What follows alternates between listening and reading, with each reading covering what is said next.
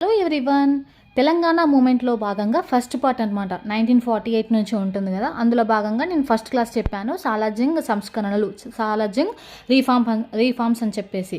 So ఆ reforms వల్ల ఈ ముల్కీ ఉద్యమం అనేది ఎలా ఆవిర్భవించింది నిజాం రాజ్యంలో అని చెప్పేసి ఈ వీడియోలో ముల్కీ అనే వర్డ్ ఎలా వచ్చింది, అసలు ముల్కీ ఉద్యమం ఎలా స్టార్ట్ అయ్యింది అని చెప్పేసి ఈ వీడియోలో కంప్లీట్గా చూసేద్దాము.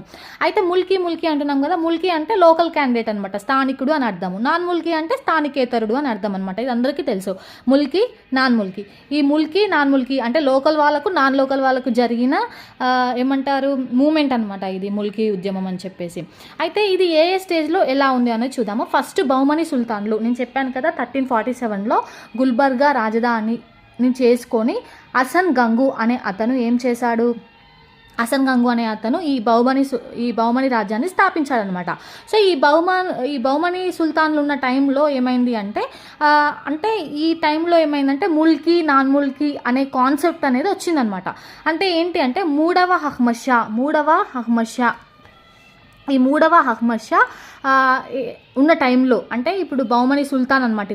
ఇతను ఉన్న టైంలో ప్రధాని ఎవరు అంటే మహమ్మద్ గవాన్. ఈ మహమ్మద్ గవాన్ అనే అతను మెయిన్ రోల్ అనమాట. ఇతను ఏం చేశాడు అంటే, సో ఇతను ఆఫాకి అనమాట. ఆఫాకి అంటే ఏంటిదంటే దక్కనీలు అంటే ముల్కీ అనమాట. సో ఆఫాకి అంటే ఏంటిదంటే నాన్ ముల్కీ అనమాట. సో ఆఫాకి అంటే నాన్ లోకల్ అనమాట. సో ఇతను ఒక అఫాకి అనమాట. అఫాకి కాబట్టి ఇతను తన వాళ్ళని తెప్పించుకొని చాలా ఉద్యోగాలు ఇచ్చాడనమాట. ఎవరు అంటే మహమ్మద్ గవాన్ ప్రధాని. సో బహుమని సుల్తాన్ కాలంలో ఇతను ప్రధాని అనమాట మహమ్మద్ గవాను. ఇతను ఏం చేశాడు, చాలామంది అఫాకీలను అంటే నాన్ ముల్కీలను ఇతని రాజ్యంలోకి తెప్పించి ఉద్యోగాలు ఇప్పించాడనమాట. సో ఈ టైంలో చాలా ఇప్పుడు ముల్కీ, నాన్ ముల్కీ అనే అంశం ఏమైంది అంటే చాలా గొడవలు జరిగాయి అనమాట, చాలా ఘర్షణలు జరిగాయి ఈ టైంలో. ఎవరి టైంలో, బహుమని సుల్తాన్ల టైంలో. ఇప్పుడు చెప్పాను కదా హిస్టరీలో, తెలంగాణ హిస్టరీలో బహుమని రాజ్యం అనేది 5 చిన్న చిన్న రాజ్యాలుగా విడిపోయింది. బీదరు, అహ్మద్ నగరు ఇలా అని చెప్పేసి గోల్కొండ రాజ్యం, ఇలా 5 డివైడ్ అయ్యాయి అనమాట. ఆ 5 డివైడ్ అయిన తర్వాత ఎవరు వస్తారు ఇప్పుడు హైదరాబాద్ రాజ్యంలోకి అంటే కుతుబ్ షాహీలు పరిపాలించారు. ఈ కుతుబ్ షాహీలు అనేవాళ్ళు ఇప్పుడు హైదరాబాద్ రాజ్యాన్ని అంటే బహుమని సుల్తాన్ల తర్వాత కుతుబ్ షాహీలు వచ్చారనమాట. కుతుబ్ షాహీలు ఇరాన్ నుంచి వచ్చారు, బట్ వీళ్ళు నాన్ ముల్కీలే. కాకపోతే వీళ్ళు వాళ్ళకి ఇంపార్టెన్స్ ఇవ్వకుండా లోకల్ వాళ్ళకి ఇంపార్టెన్స్ ఇచ్చారనమాట. For example Quli Qutb Shah last ఎవరు, అబుల్ హసన్ తానీషా కదా. సో అబుల్ హసన్ తానీషా ఏం చేశాడు, అక్కన్న మాదనలకి చాలా ఇంపార్టెంట్ రోల్స్ ఇచ్చారన్నమాట తన రాజ్యంలో. ప్రధానమంత్రి రోలు, ఆర్థిక మంత్రి రోల్స్ ఇచ్చారు. అంటే లోకల్ వాళ్ళకు చాలా ఇంపార్టెన్స్ ఇచ్చారనమాట కుతుబ్ షాహీలు. అందుకే కుతుబ్ షాహీల కాలంలో ముల్కీలు, నాన్ ముల్కీలు అనే ప్రస్తావన రాలేదు. ముల్కీలు, నాన్ ముల్కీలు అనే గొడవలు రాలేదు. మళ్ళీ ఎప్పుడు స్టార్ట్ అయింది అంటే ఆసఫ్జాయిల కాలం అంటే నిజాం రాజ్యం అనమాట. సో నిజాం రాజ్యంలో ఈ ముల్కీ అనే ఉద్యమం అనేది అంటే ఆవిర్భావం, ఈ ముల్కీ సమస్య అనేది 3 స్టేజెస్లో ఉంటుంది. ఆ 3 స్టేజెస్ గురించి కంప్లీట్గా ఈ వీడియోలో నేర్చుకుందాము.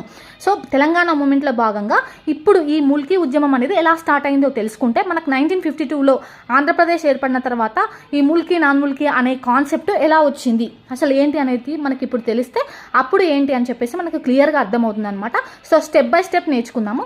ఫస్ట్ ఏంటి, సాలార్జంగ్ రీఫార్మ్స్ నేర్చుకున్నాము. ఇప్పుడు ముల్కీ ఉద్యమం ఎలా ఆవిర్భావం స్టార్ట్ అయింది అంటే ఎలా స్టార్ట్ అయింది, సో ఎక్కడి నుంచి ఈ ముల్కీ, నాన్ ముల్కీ అనే కాన్సెప్ట్స్ వచ్చిందని చెప్పేసి మనం కంప్లీట్గా ఈ వీడియోలో చూద్దాం. ఫస్ట్ బహుమని సుల్తాన్లో సో ముల్కీ, నాన్ ముల్కీ అనే ఘర్షణలు స్టార్ట్ అయ్యి ఏమైంది అంటే 5 చిన్న చిన్న రాజ్యాలుగా విడిపోయిన తర్వాత కుతుబ్ షాహీలు వచ్చారు. కుతుబ్ షాహీల కాలంలో వాళ్ళు లోకల్ వాళ్ళకి ఇంపార్టెన్స్ ఇవ్వడం వల్ల ముల్కీ, నాన్ ముల్కీ అనే సమస్య రాలేదు. ఆ తర్వాత నిజాం రాజ్యంలో మళ్ళీ స్టార్ట్ అయింది. అప్పుడు 3 స్టేజెస్లో ఉంటుంది. ఆ 3 స్టేజెస్ ఏంటి, ఆ 3 స్టేజెస్లో ఏమేమి ఉన్నాయి, ఏమేమి జరిగాయో మనం ఈ వీడియోలో కంప్లీట్గా చూసేద్దాము. ఇక నెక్స్ట్ ఏంటి అంటే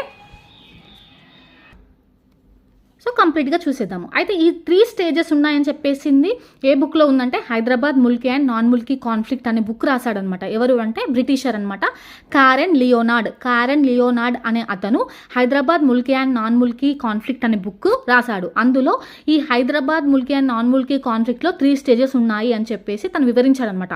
సో అదే మనం చూస్తున్నాము. సో అదేంటి అంటే so first stage, second stage, third stage, 1వ దశ, 2వ దశ, 3వ దశ. సో ఫస్ట్ స్టేజ్ వచ్చేసి 1853 నుంచి 1883. అంటే 1853 అనగానే మనకు సాలార్జంగ్ 1 ప్రధానమంత్రిగా స్వీకరించిన సంవత్సరం. తను ఎప్పటి వరకు వర్క్ చేశాడు, 1883 వరకు వర్క్ చేశాడు, అంటే 30 years. 1853 నుంచి 1883 వరకు అంటే సాలార్జంగ్ ఉన్న టైంలో ఈ ముల్కీ అనే కాన్సెప్ట్ ఎలా ఉంది అని చెప్పేసి ఇలా చూద్దాం. అలాగే సెకండ్ స్టేజ్ వచ్చేసి 1884 నుంచి 1991 నుంచి, అంటే మీర్ మహబూబ్ అలీ ఖాను, ఇక్కడ మనకు రెండవ సాలార్జంగ్ వస్తాడు. రెండవ సాలార్జంగ్ ఇంకా కొంతమంది ప్రధానమంత్రులు. సో వీళ్ళ ద్వారా ముల్కీ ఉద్యమం ఎలా ఉంది. నెక్స్ట్ థర్డ్ స్టేజ్ 1911 to 1948, అంటే మీర్ ఉస్మాన్ అలీ ఖాన్ ఉన్న టైంలో ఈ ముల్కీ ఉద్యమం అనేది, అంటే ఈ ముల్కీ ఉద్యమ ఆవిర్భావం అనేది ఎలా ఉంది. సో ఈ ముల్కీ వాళ్ళ కోసం వీళ్ళు తీసుకొచ్చిన చట్టాలు ఏంటి అని చెప్పేసి ఫామ్ ఉంటాయి కదా, సో అవన్నమాట. అవేంటో చూద్దాము. ఫస్ట్ స్టేజ్ ఏంటి అంటే 1853 నుంచి 1883. సో 1853 నుంచి 1883 వరకు మొదటి సాలార్జంగ్ 1853లో హైదరాబాద్ రాజదివాన్గా అంటే బాధ్యతలు స్వీకరించాడు కదా, అప్పటి నుంచి ఎలా ఉంది అని చెప్పేసి చూద్దామన్నమాట. అయితే ఏంటి అంటే ఇతను ఇప్పుడు లాస్ట్ వీడియోలో నేను చెప్పాను సాలార్జంగ్ రీఫార్మ్స్ అని చెప్పేసి. సో హైదరాబాద్ రాజ్యం అనేది ఆర్థిక పరంగా చాలా వెనుకబడి ఉందన్నమాట. సో చాలా అప్పుల పాలైంది బ్రిటిష్ వాళ్ళ వల్ల. సో అలాంటి టైంలో సాలార్జంగ్ వన్ హైదరాబాద్ దివాన్గా అయ్యారు. హైదరాబాద్ దివాన్ అయిన తర్వాత ఏమైంది అంటే తిను చాలా రీఫార్మ్స్ తీసుకొచ్చాడు. ఆ రీఫార్మ్స్ వల్ల ఏమైందంటే చాలామందికి ఉద్యోగాలు ఇవ్వాలి కదా. సో అలాంటి టైంలో హైదరాబాద్ రాజ్యంలో మీరు ఒక్కటి గుర్తుపెట్టుకోండి, అక్షరాస్యత లిటరసీ అనేది లేదు. లిటరసీ రేట్ అనేది చాలా తక్కువగా ఉందన్నమాట. సో ఈ అక్షరాస్యత అనేవాళ్ళు ఎవరు లేరు, చాలా తక్కువ మంది చదువుకున్న వాళ్ళు ఉన్నారనమాట. సో అఫ్కోర్స్ అప్పుడు సాలార్జంగ్ వన్ ఏం చేశాడు, సో ఇతను ప్రవేశపెట్టిన సంస్కరణలు రీఫార్మ్స్ కోసము ఉద్యోగాలు ఇవ్వడానికి, సో ఎప్పుడైతే ఉత్తర భారత నార్త్ ఇండియా నుంచి చాలామంది అఫాకీలకి ఇతను ఉద్యోగం ఇచ్చాడు. ఎవరు అంటే సాలార్జంగ్ వన్ అనమాట. సాలార్జంగ్ వన్ చాలా ఇతను తీసుకొచ్చిన రీఫార్మ్స్ వల్ల చాలా మందికి ఉద్యోగాలు ఇచ్చాడు.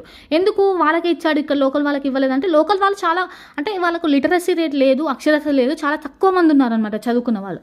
సో జాబ్ ఇవ్వాలి అంటే సో తెలుగుగల అంటే దాంట్లో ఎక్స్పీరియన్స్ అయిన వాళ్ళనే కదా వాళ్ళకు జాబ్ ఇచ్చేది. సో అందుకు ఇతను తప్పని పరిస్థితుల్లో సాలార్జంగ్ వన్ ఏం చేశాడు, అక్కడి నుంచి తీసుకొచ్చి అఫాకీలు అంటే ఎవరు, నాన్ ముల్కీ వాళ్ళను స్థానికేతరుడు అంటారనమాట.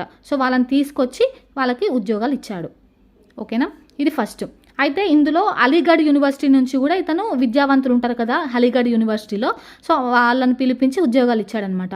సో ఈ అఫాకీలు రావడానికి ప్రధానంగా అంటే ఈ సాలార్జంగ్ వన్కి సహాయకులు ఉండేవాళ్ళు అనమాట. ఎవరు అంటే సయ్యద్ అహ్మద్ ఖాను, అమీనుద్దీన్ ఖాను, సయ్యద్ అహ్మద్ ఖాను, అమీనుద్దీన్ ఖాను, వీళ్ళిద్దరు పర్సన్స్ అఫాకీలు రావడానికి మెయిన్ రోల్ ఎవరు నిజాం రాజ్యంలో అంటే సయ్యద్ అహ్మద్ ఖాను, అమీనుద్దీన్ ఖాను, ఇదనమాట.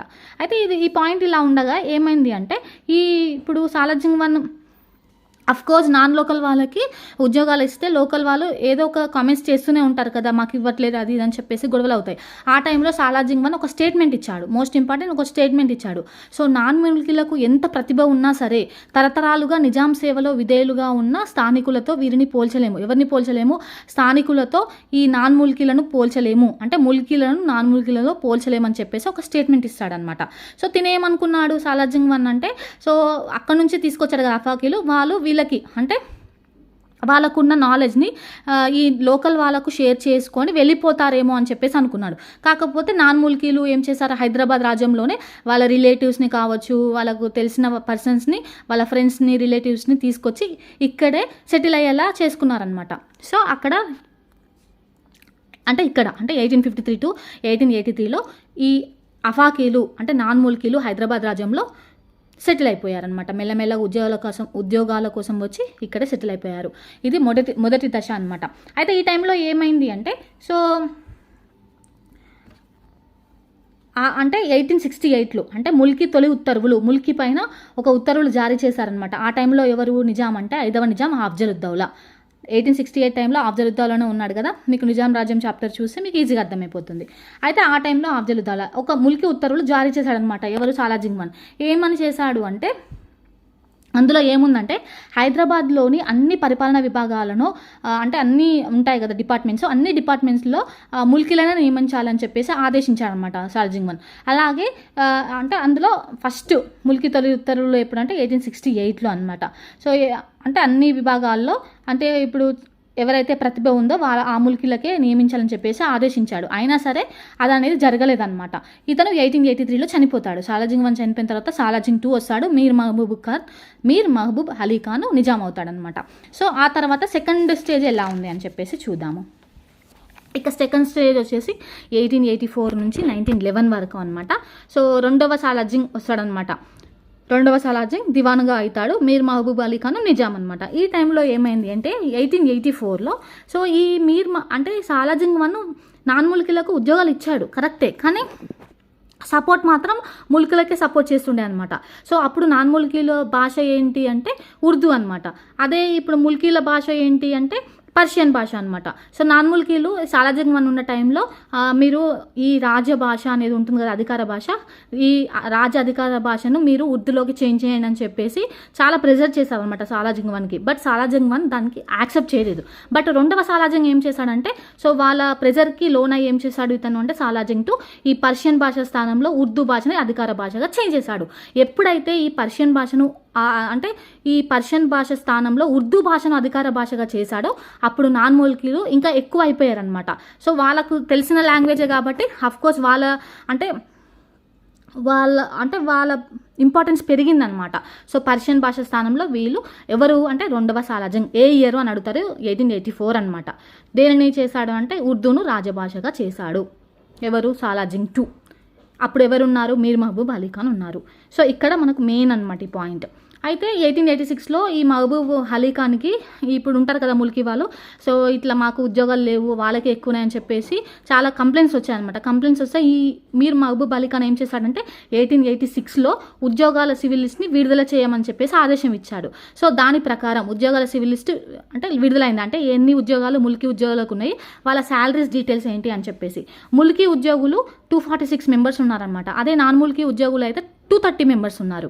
సో 52% వీరుంటే 48% నాన్ ముల్కీలు ఉన్నారు. బట్ వాళ్ళకి వచ్చే శాలరీ మాత్రం ఇక్కడ నాన్ ముల్కీలు కొంచెం తక్కువగా ఉన్నారనమాట, 48%. వీరు 52% ఉన్నారు. బట్ నాన్ ముల్కీలు అక్కడి నుంచి వచ్చారు కదా, వాళ్ళకు శాలరీస్ ఎక్కువ ఇస్తుండే. సో శాలరీస్ ముల్కీ వాళ్ళకైతే 42% ఉంటుండే అంత కలిపి, ఈ నాన్ ముల్కీ వాళ్ళకైతే 58% అనమాట శాలరీస్. ఇక్కడ చాలా డిఫరెన్స్ ఇక్కడ ఉందన్నమాట. 1886లో తొలి సివిల్ లిస్ట్ విడుదలైందనమాట. ఉద్యోగుల సివిల్ లిస్ట్ అంటే ఏంటిదంటే ఎన్ని ఉద్యోగాలు ఎవరెవరికి ఉన్నాయని చెప్పేసి.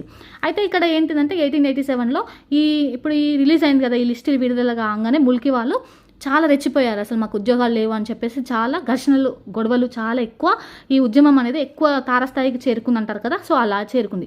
ఆ టైంలో 1887లో ఈ సాలార్జంగ్ 2 ఏం చేశాడంటే రాజీనామా చేసేసాడనమాట. సో ప్రధానమంత్రి పదవికి, దివాన్ పదవికి రాజీనామా చేశాడు సాలార్జంగ్ 2. ఎప్పుడంటే 1887లో. ఇక 1888లో ఏమైంది అంటే ఒక గెజిట్ జారీ చేశాడనమాట మీర్ మహబూబ్ అలీ ఖాన్. ఏంటి అంటే సో తొలిసారిగా ముల్కీ అంటున్నాం కదా, ఆ ముల్కీ అనే వర్డ్ ఏ గెజిట్ ద్వారా అంటే ఏ గెజిట్లో పొందుపరచడం జరిగింది అంటారు కదా, ఏ అనే పదం ఇక్కడ యూజ్ చేశారు అంటే 1888 గెజిట్ అనమాట. సో 1888 గెజిట్లో ముల్కీ అనే పదం ఫస్ట్ టైం యూజ్ చేశారు. దీని ప్రకారం 88 ప్రకారం ఏంటి అంటే ఏమని చెప్పింది అంటే అట్లీస్ట్ 12 ఇయర్స్ ఈ హైదరాబాద్ రాజ్యంలో అంటే నిజాం రాజ్యంలో సో సెటిల్ అయిన వారికి ముల్కీలుగా గుర్తిస్తామని చెప్పేసి ఇక్కడ మెన్షన్ చేసిందనమాట. 1888 గెజిట్ ప్రకారం అట్లీస్ట్ 12 ఇయర్స్. సో ఇట్లాంటివి ఇంపార్టెంట్ స్టేట్మెంట్స్. అట్లీస్ట్ 12 ఇయర్స్ ఏంటి అంటే 1888 గెజిట్ ప్రకారము. అయితే ఇంకా మళ్ళీ సెకండ్ టైము మళ్ళీ సివిల్ లిస్ట్ విడుదల చేశారనమాట 1894లో. సో 1894లో ఉద్యోగాల సివిల్ లిస్ట్ దాని ప్రకారం ఏంటి అంటే ఇక్కడ చెప్పాను కదా ముల్కీ ఉద్యోగాలు ఏమైపోయారు, ఇక్కడ ఎంతమంది ఉన్నారు, 246 ఉన్నారు. ఇక్కడ మాత్రం 233 అనమాట. నాన్ ముల్కీ ఉద్యోగాలు వచ్చేసి 447. అంటే ఎంత పెరిగారో చూడండి మీరే. సో చాలా నాన్ ముల్కీ ఉద్యోగులు అనేది ఎప్పటి నుంచి ఎప్పటికి సో 1886 నుంచి 1894 వరకు చాలా ఇంక్రీజ్ అయిపోయారు అనమాట నాన్ ముల్కీ ఉద్యోగులు. సో అందులో మొత్తము 680 మెంబర్స్ అనమాట. ఇక్కడ చూసుకున్నట్లయితే మొత్తం 680 మెంబర్స్ కదా, 233 + 447 ఈ 680 ఎంప్లాయీస్ అనమాట. ఈ 680 ఎంప్లాయీస్లో 63 మెంబర్స్ మాత్రమే హిందువులు, మిగతా వాళ్ళంతా ముస్లింలు అనమాట. సో అందులో ముల్కీ హిందువులు ఎంతమంది అంటే 63 మెంబర్స్లో 20 మెంబర్స్ మాత్రమే ముల్కీ హిందువులు అంటే లోకల్ హిందువులు అనమాట. నాన్ లోకల్ వాళ్ళు వచ్చేసి రిమైనింగ్ 43 మెంబర్స్ నాన్ లోకల్ వాళ్ళే. అంటే ఎంత డిఫరెన్స్ చూపిస్తున్నారు అని చెప్పేసి ఇక్కడ మనకు అర్థమవుతుంది. ఇక నెక్స్ట్ వచ్చేసి సర్ కిషన్ పర్షాద్ అనే అతను దివాన్గా ఉన్నాడనమాట. ఇతను ముల్కీలకు చాలా సపోర్ట్ చేశాడు. సో ఇతనే ముల్కీ ఉద్యమ గాడ్ ఫాదర్ అంటారు. ముల్కీ ఉద్యమ గాడ్ ఫాదర్ అని ఎవరిని అంటారు అంటే సర్ కిషన్ పర్షాద్ అనమాట. సర్ కిషన్ పర్షాద్ అనమాట ఇతను దివాను. నెక్స్ట్ వచ్చేసి 1910లో ఒక ప్రకటన అనమాట. 1910లో ఒక ప్రకటన రిలీజ్ చేస్తుంది నిజాం ప్రభుత్వం అనేది. ఏంటి అంటే సో నాన్ ముల్కీలకు ఉన్న ప్రజెంట్ ఉన్న ఉద్యోగాలన్నీ తాత్కాలికమైనవే అంటే పర్మనెంట్ కావు అని చెప్పేసి అన్న. ఇంకొకటి వచ్చేసి ఎవరైతే ఇప్పుడు ఉద్యోగం అంటే పొందాలంటే వాళ్ళు కంపల్సరీ రాత పరీక్ష జరగాలన్నమాట. రాత పరీక్ష ద్వారానే ఎంపిక చేస్తాము. సో ఎప్పుడైతే స్థానికులకు అర్హత ఉంటే స్థానికులకే ఇస్తాము, స్థానికేతరులకు ఇయ్యము, నాన్ ముల్కీ వాళ్ళకి ఇయ్యము అని చెప్పేసి 1910 ప్రకటన ఇలా రిలీజ్ చేసిందనమాట. ఇది మొత్తం సెకండ్ స్టేజ్లో ఎవరు ఉంటారు? సాలార్జంగ్ II, సర్ కిషన్ పర్షాద్, అలాగే Mir Mahboob Ali Khan. So civil list విడుదల అవుతుంది. పర్షియన్ భాష స్థానంలో ఉర్దూ భాష చేయడం ఇక్కడ మనకి మెయిన్గా ముల్కీ ఉద్యమం అనేది చాలా ఎక్కువ అయిపోతుంది అనమాట. సో ఆ టైంలో సివిల్ లిస్ట్ని విడుదల చేస్తారు, ఇంకా ఎక్కువ అయిపోతుంది. అప్పుడు సాలార్జంగ్ II రాజీనామా చేసేస్తాడు. రాజీనామా చేసిన తర్వాత మళ్ళీ 1880లో ఒక గెజెట్ జారీ చేశారనమాట. అందులో ప్రకారం 12 years అట్లీస్ట్ ఉండాలని చెప్పేసి ఉంటుంది. నెక్స్ట్ 1894లో ఏమవుతుంది? సెకండ్ టైం సివిల్ లిస్ట్ అనేది విడుదల చేశారు. అందులో నాన్ ముల్కీలు అనేవాళ్ళు అనే ఎంప్లాయీస్ నెంబర్ అనేది ఇంకా ఇంక్రీజ్ అయిపోతుంది అనమాట. సో అందులో హిందువులు ఇంకా చాలా తక్కువ ఉంటారు. సో ఇది ఒక రీజన్ అనమాట. ఇంకొకటి ఏంటి అంటే ఈ సర్ కిషన్ పర్షాద్ అనే అతను చాలా మెయిన్ రోల్ అనమాట. ఇతను ముల్కీలకు చాలా సపోర్ట్ చేసి చాలా తీసుకొచ్చాడనమాట ఇతను. సో అందుకే ఇతను ముల్కీ ఉద్యమ గాడ్ ఫాదర్ అంటారు. సో 1910లో మళ్ళీ ప్రకటన చేశారు, రాత పరీక్ష ద్వారా జరగాలి, సో స్థానికులకే ఇస్తామని చెప్పేసి ఉంటుంది. ఇది ఒక పాయింట్ అనమాట. ఇక మూడవ దశ వచ్చేసి 1911 నుంచి 1948 వరకు ఉంటుందన్నమాట మూడవ దశ. సో ఇందులో నిజాం ఎవరు అంటే మీర్ ఉస్మాన్ అలీ ఖాన్. ఇతను ఏంటి అంటే ఇతను ఉన్న టైంలో 1919 ఫార్మాన ముల్కీ నిర్వచనం ఏంటి, అసలు ఎవరు ముల్కీలుగా పరిగణించబడతారని చెప్పేసి ఇతను ఒక ఫార్మాన్ రిలీజ్ చేశారనమాట. 1919 ఫార్మాన్ అంటారు. సో అదేంటి అంటే సో అతను హైదరాబాద్లో జన్మించిన వ్యక్తి అయి ఉండాలి. సో అంటే ఏదైనా ఒకటి అయి ఉండాలన్నమాట ఈ పాయింట్స్లో. అలాగే హైదరాబాద్ రాజ్య నివాస అయి ఉండాలి. సో ఇక్కడ జన్మించిన అతనైనా ఉండాలి, లేకపోతే ఇక్కడ నివాస అయినా ఉండాలన్నమాట.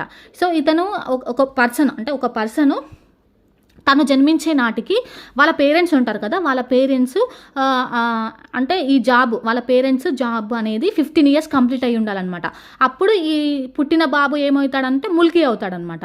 ఇది ఒక పాయింట్. ఒకవేళ లేడీ అయిందనుకోండి, ఒక మహిళ అయితే ఏమైందంటే సో ఆ మహిళ ముల్కీ వైఫ్ అయి ఉండాలన్నమాట. అంటే వీళ్ళ హస్బెండ్ ముల్కీ పర్సన్ అయి ఉండాలన్నమాట. అలాగే 15 years ఈ హైదరాబాద్ రాజ్యంలో నివాసి అయి ఉండాలని లాస్ట్ 15 years నుంచి హైదరాబాద్లో ఉండాలన్నమాట. ఈ పాయింట్స్లో ఏదైనా ఒకటి అయితే వీళ్ళు ముల్కీలుగా పరిగణించబడతారని చెప్పేసి 1919 ఫార్మానా జారీ చేసింది.